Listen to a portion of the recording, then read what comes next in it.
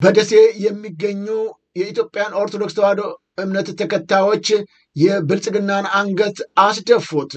ክርስቲያኖቹ ለሙስሊም ጾመኞች ያዘጋጁት የኢፍጣር ዝግጅት በደሴ በተለይም በእምነቱ ተከታዮች ዘንድ እጅግ ምስጋናን አተርፏል።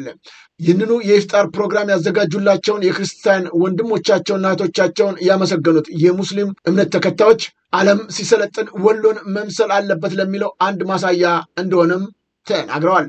የብልጽግና ኃይል በተለይም ወሎን የኦሮሚያ ክልል ነች፣ ወሎ የእስላም አገር ነች እያለ የሚቀሰቅሰውን የብልጽግና ኃይል አንገት አስደፍተውታል። በክርስቲያኖች የተደረገላቸው የኢፍጣር ዝግጅት ይህን ይመስላል። አላሁ አክበር።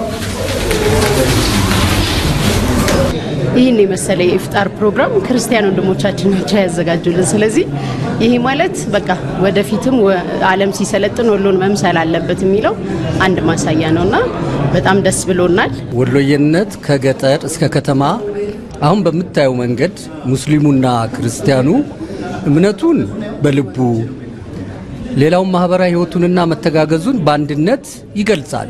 ይሄ ደግሞ የትልቅነት ምልክት ነው።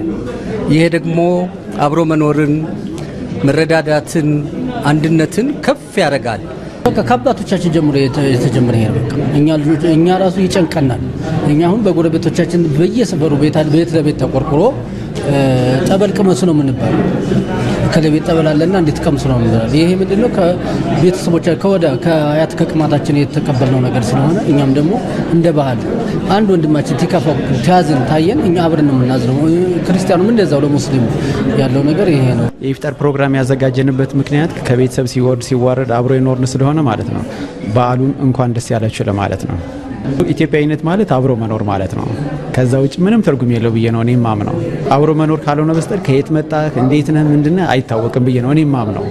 ጓደኞቼ፣ ቤተሰቦቼ፣ ሁሉም አብሮ አደጎቼ፣ የሥራ ባልደረቦቼ በሙሉ ማለት ነው እንኳን አደረሳችሁ እላለሁ።